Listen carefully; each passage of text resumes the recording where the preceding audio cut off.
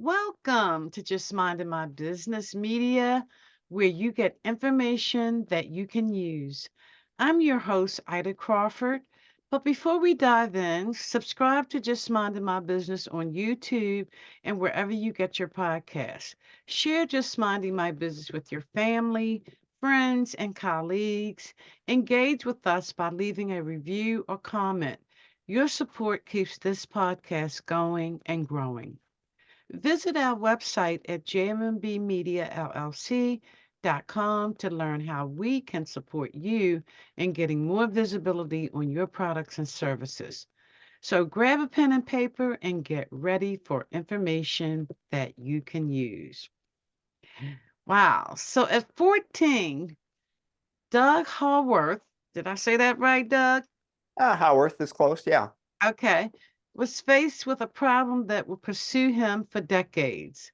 He had just been exposed to the 2D and 3D coordinate systems of Rene Des- how you pronounce that?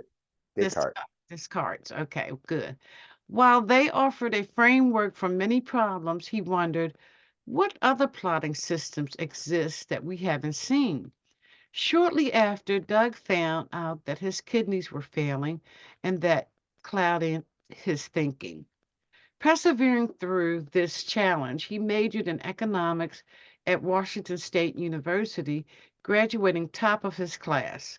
In 2002, Doug's best friend, Tim Schreiner, gave him a kidney. When he came to after the operation, his brain was clear for the first time in 30 years, and he was determined to make maximal use of his improved mental capacity.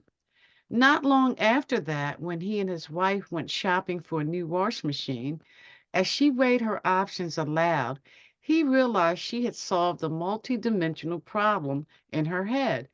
He instantly recognized that people throughout the store were subconsciously doing similar evaluations for all their considered purchases. In that moment, Doug Howarth discovered hypernomics, which is the study of market actions across four or more dimensions, the plotting systems he had been wondering about for 3 decades. He founded Hypernomics Inc. on his ideas, which has worked for NASA, Virgin Galactic, and Lockheed Martin. Along with two others, he's been awarded U.S. patent. I'm not, I'm not going to say all that for the No, world's yeah. A first patent. 4D analytic software. Right. Holly has published his book, Hypernomics, using hidden dimensions to solve unseen problems in January 2024. Wow, congratulations. Why, thank you, Ida. Thank you so much. Yeah, it's a big relief and a big sigh of relief from, getting where I was back at 14 to right here. So it's Yes, been a yes, journey. it sounds like a journey, but however, all of our journeys mean something. And in your case, it meant coming up with hypernomics. Yeah, we hope it's going to replace most of what we now call modern economics. Most of your listeners have probably heard, maybe you have too, of the law of supply and demand. Mhm. Have you heard of that? Yes. Well, the law of supply and demand kind of thinks that there's one price point for every market, and the law of value and demand recognizes that it's pretty simple. It just basically says that the product features determine the value. So, like if you got an electric car, the horsepower and the range help get you the value. Your house, the square footage and the acreage help determine how valuable your house is. So the features determine the value. Value in turn drives the price. Price limits quantity sold, and quantity sold is a feature. That's really all there is to it. That those 12 or 15 words there describe the law of value and demand completely, and it tells you that it's a closed loop system, and that as you get more of what you want, the price goes up, and so does the cost. But as the prices go up, people buy fewer of the items, and so it's the recognition of these balanced forces that is the discovery here. So Absolutely. And it's just I never even thought about it like that. And just in your bio, just buying a wash machine, yeah, y- just you buying a know, washing machine. Yeah. the kind of processes that we go through in selecting just something as simple as a wash machine. Yeah, it turns out that the reason this works out is that collectively, everybody thinks relatively the same way, which is to say, it's like human beings as a species, we've kind of decided that men and women have a certain height range and a certain weight range. So if you go into a group of women, say you're going to a women's conference, you're not going to expect to see anybody shorter than 4 feet or anybody taller than 6.5 feet typically. If I were to go to a men's conference, I would, you take that up a half a foot, and I would expect to see the people in the same range. If I went to a group that had nothing but NBA centers, I wouldn't expect anybody to be less than 6'8" and people to be up to 7'4". And so it's this recognition that the people kind of aggregate to certain groups Hmm. based on their, in this case, their gender or what their profession is. Like jockeys would be a lot smaller. They do the same thing when it comes to what they buy. Everybody kind of sees things the same way. And so what this technique does is it lets you see how the people react to what's being offered to them. And then it shows you where there are gaps in the market where you can put new products. And it also shows you what's overpriced and what's underpriced. Hmm. So Absolutely. you can adjust. We believe what will happen in the future is people will start to do this more frequently and they will have fewer product failures. One of the preeminent economists of our day, Dr. Clayton Christensen out of Harvard, said that 95% of all new product ideas fail. Well, the other way to look at that is 5% of all new product ideas succeed. And what we're hoping is that if you could take that 5% and gradually grow it to 6 or 7%, going from 5% to 6%, well, that's a 20% improvement. We're hoping that what'll happen is people start to use this and more people will be getting more and more success and basically boosting their welfare up and that of the whole economy. Hmm. So this software that you have, Hmm. um, tell me how does it work? It works by taking in we take in lots and lots of data. And so, for example, when it comes to washing machines, we would take in all the capacities of the washing machines. So you have the ones that have the really small drums that are stacked, and then you got the big ones, the bigger drums, and then the really big ones for home use, and then you got laundromat size, and you got washing machines that go onto ships that do industrial loads. And so there's a range of the capacities, and then there's a range of cycles. So when my wife was buying the washing machine, I realized that she wanted more cycles than came in the simple machine. So a simple machine might only have 3 cycles. Hmm. And as you go up the line, you might get as many as 20 or 30 cycles that you can have. So you're buying the capacity and the cycles. So we would get the capacity of the cycles, and then we would get the price for Hmm. this. And what we would figure out is we'd figure out how people are responding to the capacity in the cycle. So if you buy that little small stackable washing machine, well, you might pay $300 or $400 for it. If you get a nicer one that sits on the floor by itself, they probably start at $500, but they can go all the way up to 4,000. Hmm. And then you go into the laundromat version where it's got to be industrial strength. Well, they probably start at 2 or 3,000, go up to 10,000. And then you've got the industrial ones that you can see in big outfits, and they're quite a bit bigger and quite a bit more expensive. So we would plot all that stuff, and then at the same time, if you can get it, what we do is we plot the number of sales that have been made of each of these things. And what we would see is the sales, as the price increases, the number that are sold falls. And so we can show how these two things interact at the same time. And so a lot of people we've discovered have made incorrect assumptions about what the demand's going to be for their product. So sometimes people have overshot their demand. That is to say, they predicted they were going to sell more than they did, and sometimes people have underpredicted what they're going to sell. And each one of those things has problems associated with it. So this helps you dial in the best answers for your particular market in which you're interested. That's very, very interesting. Never even thought about it at that level. And I think most people have it because they just, when they go shopping, they already know their price point. They already know. kind of what they're looking for in whatever it is they're purchasing, and they never really put any name to it. It's just a process that we go through. Yeah, what's interesting is everybody's basically thinking the kind of the same way. That's what's really cool about this is that there aren't a great deal of variations from this, such that you can find out what the people are going to get based on what they've gotten in the past.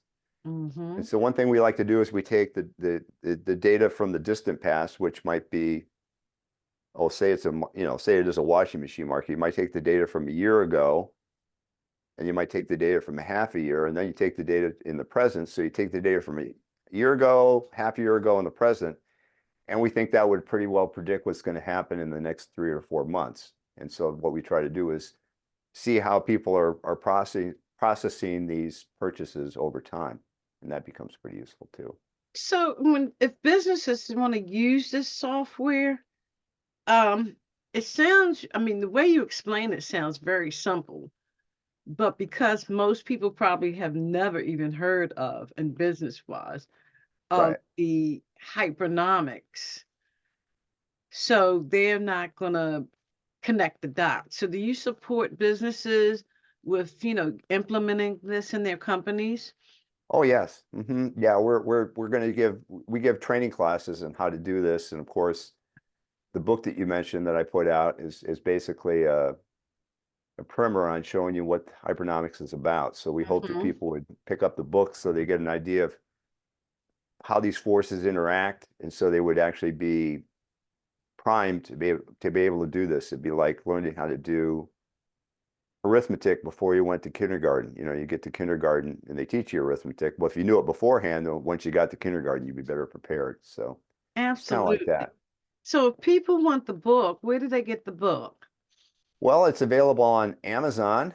Um, again, the book is Hypernomics, Hypernomics, Hypernomics: using hidden dimensions to solve unseen problems. So it's on Amazon, it's on Barnes and Noble, and it's on Wiley's site. You could also go to our website. We connect you to those sites. So hypernomics.com would have that.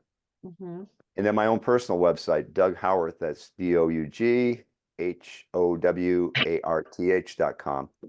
All Okay. those have links to places that would sell that to you. Okay, so for the software, Yeah. I'm trying to picture the software in my mind. I'm a geek, a computer geek myself. Oh, So great. Yeah. I'm trying to picture the software. So can this software be applied to any type of business? Oh, that's a great question too. Yeah. In fact, we've applied it from everything from ground beef to train travel to spaceships. So yeah, every market we've attempted to apply it works as long as the market is mature. By mature, I mean that there's basically somewhere between 15 to 15 plus products in the market. The market starts to what we call self-aggregate. So the market starts to form its own relationships based on how people see it. They start to do this self-aggregation after about 15 to 20 products that are placed in it. So when the electric car market came out in 2013, when it first came out, there was just the one model. That was the Mitsubishi i-MiEV. And then, so it was going along, it was just the one point for the whole year. But then as time went on, more and more companies entered the fray, and they started to put more and more products out. And then these relationships started to form that you could actually go ahead and plot.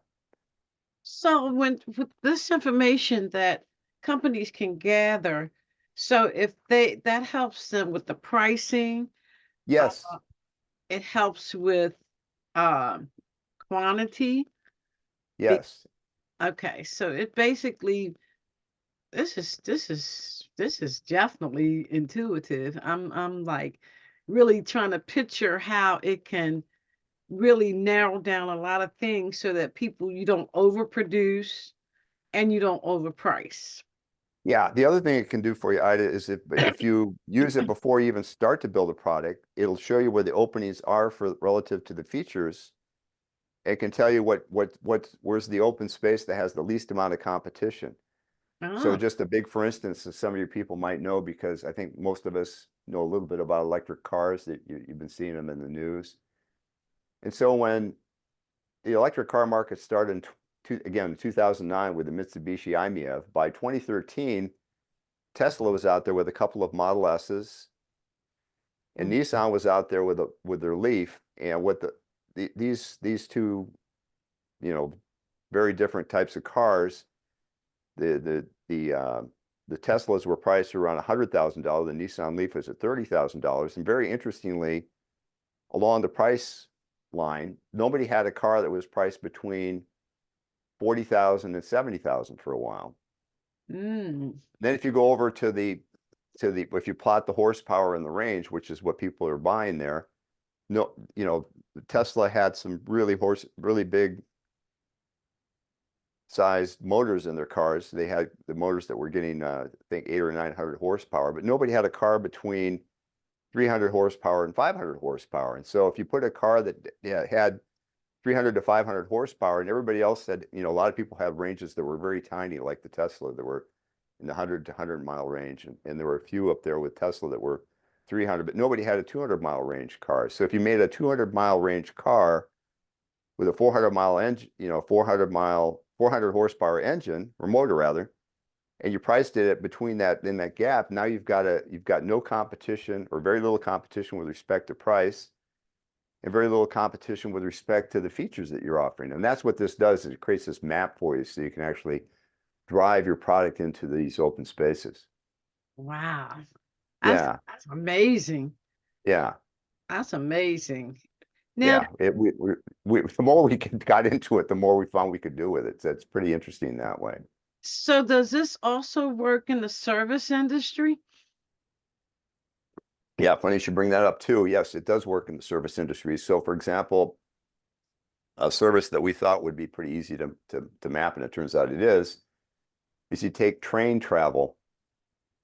And so what is it when you buy a train ticket? What are you buying when you buy a train ticket? Well, you're trying to go from A to B, right? Mhm. Well, how far is A from B? So it works out that part of what's in your train ticket is the distance from A to B. Mhm. And then part of it also works out like here in the United States, there's only a couple of trains that can average 80 or 100 miles an hour. But if you go to Japan and China, you've got several trains that can do 200. They're approaching 350 miles an hour. So we just went out and looked at Japanese train travel, and we got the slower trains, the ones that had a bunch of stops, and then we had the express trains. And so we took the slow trains and the fast trains, and it turns out people pay a premium for speed, which you would guess. And then in the Japanese cars, they've got 4 levels of comfort. So they got their basic thing, which is kind of like, basic economy. And then they have a step up that's economy. And then they have a step up that's kind of like business class. And they have another step up that's first class. So they got these 4 classes. And as the classes get bigger and bigger, you get more and more area around your seat. So you can plot that too. And so it works out that the value of your train ticket in Japan is a function of the speed, the net speed, Mhm. how far you're going, and how much room you get in your seat. And then it also works out too that there are fewer seats of the really expensive seats, and then there are more of the next most expensive seats, and so on. And that the Japanese example kind of blends into the European example. If you take if you go on to the Eurostar that goes underneath the English Channel, it goes at 186 miles an hour. That also plots on the same curve. And so the the world of train travelers sees, has the same kind of response for the features that are offered it. They're willing to pay so much to go so fast, so far, with so much comfort. And Mm. that helps them figure that stuff out. Oh, okay. What about the financial industry, Oh, like the well, stock market? funny you should ask. One of my friends basically, after we were doing this, if you can believe it, we didn't think of this earlier. I'm glad you thought of it. We're doing this for 4 years. We're doing it for a bunch of aerospace firms, and somebody said, "Hey, why don't you guys try to use your technique on the stock market?" So we did. We made something called a Hypernomics fund, which is right now it's just my money. I have to make clear to your audience that this is not for sale. But so I took some of my money, put it in the stock market, and I started using our techniques. And long story short, after we hit our 4-year anniversary last week, and we only get stocks out of the S&P 500. And we only go long just because we understand that. We thought if we ever went public, people would understand it. So we get very conservative stocks out of the S&P 500 and only go long. Never short anything, never options, no cryptocurrency, no commodities, nothing like that, just S&P 500 stocks. And as of yesterday, 4 years, 8 days, we are 1.61 times, 161% of what the S&P 500 has done over the same period. Wow. Yeah, and the chances of that being due to chance is less than 1 in 1 trillion. So we know that it works. Um, Wow. So this sounds Yeah. like this can work in any type of scenario. Yeah, we've worked at all the way from the most expensive things we've worked on have been spaceships and big airplanes. And then we also did a thing for the local restaurant down the street. So um, I don't know how it was for COVID out in Pennsylvania, but here in California, in the wintertime, the winters aren't too brutal. And so what happened, you remember when COVID hit, it hit in February, March of 2020. Mm-hmm. And by April, March, April, everybody's quarantined. And so our restaurants here in California, they're mostly indoors. And so some people had outdoor seating. And this place we went to had outdoor seating, but it only had a fraction of the outdoor space that had inside. Mm-hmm. And so, we're going down there, we're trying to get a meal. I mean, that's the one thing everybody looked forward to in COVID was I don't know how about you, but I just love getting out during COVID, getting a meal. Felt like Yeah. you're living life again, right? You're right. So we're trying to live life. We're trying to go down to the local restaurant and we can't get a table, And I look at the thing and the line's out the door and I look at how their tables are set up. And they had a bunch of tables. They had 3 tables of 6, small patio area, 3 tables for 6, and 3 tables for 4, and just a couple of tables, just a few tables for 2. And so I knew the manager and I said, "Hey, Kayla, come here." She said, "Yeah." She goes, "Yeah, Doug, what?" I said, do you want to make some more money?" She says, "Well, sure, I want to make more money." I said, Here's what you need to do. The average party size that you have here is usually 1 or 2. You get some tables of 6, but very far fewer than you get of 1 or 2. Mm-hmm. It turns out when I did some research, there are more than twice as many parties of 2 as there are parties of 4 going to restaurants. So I say, here's what you need to do. You need to drop 2 of those tables for 6, 1 or 2 of those tables for 6, 1 or 2 of those tables for 4, and replace them with the parties of 2. And so we came back next week. She had done that. We got in. And I said, "Tell me what your revenue is after a couple of months." And her revenue went up 25% in 2 months, Wow. simply because this is an observation of how people organize when they go out for meals. There's many more people that go out in couples than go out in large families. And so it turns out it can work out for everything from a corner restaurant up to NASA. So we're pretty excited about that. Wow. This is amazing. I'm like, I like to see the act. Do you have like a demonstration? Do you do demonstrations for businesses? Yeah, we do demos. We do demos of the software. Then um, we do live demos of the stuff we've already canned, and then we would, if they ask us to, we work on contract to show them how we could implement it. Mm-hmm. But yeah, it works. It also works, by the way. We just discovered as I was writing the book, it could also work for athletes, for example, when you're trying to sell your services. So what we did is we went out and plotted all the salaries of NFL wide receivers that were past their rookie contracts. Mm-hmm. And it turns out that the speed range for these guys, I mean, you got people like Tyreek Hill that are down in the 4.3 range, but most of the guys are between 4.4 and 4.65.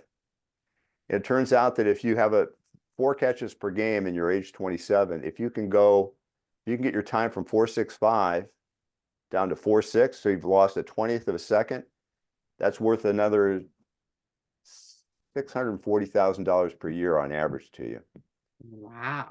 just going that much faster. That's in the book too, by the way. There's a little bit about how that works. But so and these analytics apply to a whole bunch of fields, and we're excited about, and we're hoping we can get the word out. So I'm pleased to be on your show, quite frankly, because that's helping to get the word out. So I appreciate that. Yes, absolutely. And I'm very, very curious as to how I can apply it to my business. Because I mean, this seems like a tool that is going to really save business owners money, Uh-huh. increase their revenue.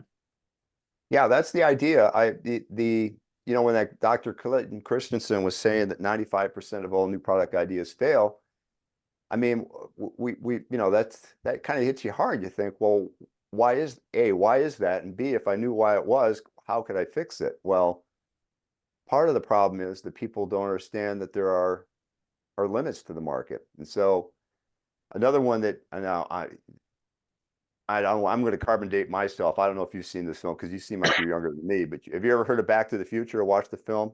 Back, Hmm. so you know what a DeLorean is with the fancy gull wings? Remember the DeLorean car that they had? I do. Okay, well, so we studied DeLorean from back, 40 years ago. And this is a case where somebody didn't understand what was going on. So John DeLorean built this gull wing car and it was really stylish. It had the gull wings, nobody else did, and it was stainless steel. But he put this car out into the sports car market in 1982 and it had about 130 horsepower. And he was selling for $25,000. And other cars that sold for $25,000 have roughly twice the horsepower in it. Hmm. And so what happened was he sold far fewer than he thought he was going to sell. In fact, he should have been priced to 15.5, and he built way more cars than he needed to build because he understand the demand limits. And then his cost went up. So basically, he went bankrupt in about a year and a half because he didn't understand this. And had he put in the bigger engine into the car immediately, which he eventually did, but by that time it was too late. Had he put the bigger engine in and made fewer units, he could have made some money. But and this kind of analysis you can do inside of a month pretty easily with a nice team. So he lost, by our calculation, at least 100 million on that. And Wow. Wow. so it becomes very useful to not make big mistakes. So that's kind of our biggest selling point is to tell people, you know, first of all, don't make the mistake. Second of all, try to optimize to what you're trying to do. So Yes. that's what we're trying to get people to do is to optimize things that they hadn't thought of in terms of being able to optimize. Hmm. Because if you read standard textbooks, they'll talk people build stuff and then they go put it out in the market and they say, we want to see what the market will bear. Well, that's basically another way of saying I have no idea what we're gonna get, and we'll just take what they give us. And I go, wait, what if you could know what the market will bear before you get into the market? Wouldn't that be great? Well, it turns out with this, within a range, you've got what we call air terms around this. Within a range, you can know how many you can sell from what price and what you need to stick in there for the features. And that's what we think is the big selling point of this, is that Yeah. now you don't have to go in the market blindly. You can actually dig into it, see what it likes, design something. The way we also like to say is we want to give the market what it wants, doesn't have, and can afford. That's crucial. What is it that they don't have right now? Hmm. And by figuring out everything else that they want that's around this, and there's an open spot, they don't have this little bit here. And can they afford it? Well, if they've afforded things that are more expensive and less expensive, they can afford a certain amount of this new thing that Hmm. you want to give them. So that's what we want to do is find something that people want, don't have, and can afford, and try to drive a product into that Yeah. slot. Okay. This is so unique. And again, how can people get the book? Well, again, you can go off to Amazon and put in my name, Doug Howarth, or type in Hypernomics, and you'll get that. Barnes& and Noble online has it too. So does Walmart, and my publisher Wiley has it. If you prefer to go to our website, you'll see a link there on the company website, which is hypernomics.com. That's hypernomics.com. Or again, my personal website, doughowarth.com. DOUGHOWARTH.com. Yes, I definitely would like to see a demonstration. Oh, Oh, great. Well, I'll give you one offline here and I'll show you how it works. yeah. And that way, because I think people in this situation, seeing is believing. And Yes, the right, concept makes sense to know before you dive into any endeavor.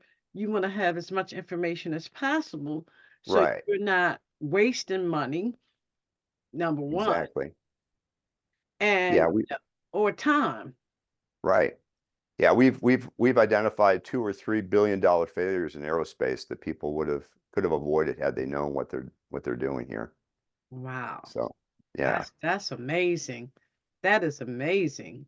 yeah. Yes, we definitely want to see we have to have you back to just to do the demo so that Okay, way people can see sure. how the Great. I'd like software that. works. Yeah, yeah. Yeah, I'd like that. We also have some solid models too that I can bring out next time. You can actually make a 4D model and you can hold it in your hand. You can actually see how it works Oh, interactively. wow.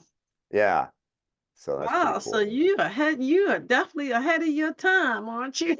Well, I like to think that we're just catching up to my time. I hope if I'm ahead of my time, nobody's going to want to read it. I want everybody to think that this is something they can use now, not in the future. Right now, you could use this to put Yeah. yourself in a better position And and that's have what it's more all success. about. Because Yeah, I mean, nobody has a a magic wall to see what right, they're doing. Is this going to work or is it not going to work? And a lot right, of times we get excited because we think we got the next best thing, right. and it may not, the public may not accept it that way. Yeah, I think, if you have a little bit more time here, one of the things that we pointed out, one of the billion-dollar failures that we pointed out in aerospace was there was a company up in Reno that wanted to make a supersonic business jet. And by our calculations, they got the cost right. They actually put the cost out that they were going to use to build it. And they put out their price, which at 120 million was actually seemed reasonable for what the features were. So they got the cost right and they got the price right. But then they said they're going to sell 300 of these guys in 10 years. Well, it turned out that when they were starting, the demand limit would say that they were going to build 47. And then, so they started out with just 20 orders. Remember, they wanted 300. Mm-hmm. And then 5 years later, they still had the same 20 orders. They wanted 300 in a decade. They had 20. So I called them out. I said, you guys are going to fail. And then they gave me a nasty letter on LinkedIn and said, oh, we just got this big order. And they didn't mention they were all options, which means, well, if you build it and it works, then we'll buy it. Oh, It's not wow. like you're giving you money up front. And so, and then the thing went under. Mm, And they basically took $1 billion and just lit it on fire because they understand how the market works. wow. So they needed Yeah, to have listened to you. right. Yeah. Yeah. They needed to listen to this. Wow. Like this has been So, definitely different. And I am looking forward to learning about this because, oh, great. if I can if I have a better understanding of, you know, how I can make money in my business and not lose Sure. money, then that's a win-win Yeah, for exactly. any Yeah, you're exactly company, right, Ida. for any company. So I really thank you for coming here and sharing this important information with us. Well, thank you, Ida, for having me on. You got a nice podcast. I was very pleased to be part of it. Thanks. Thank you. Appreciate you, of All right. course. All right.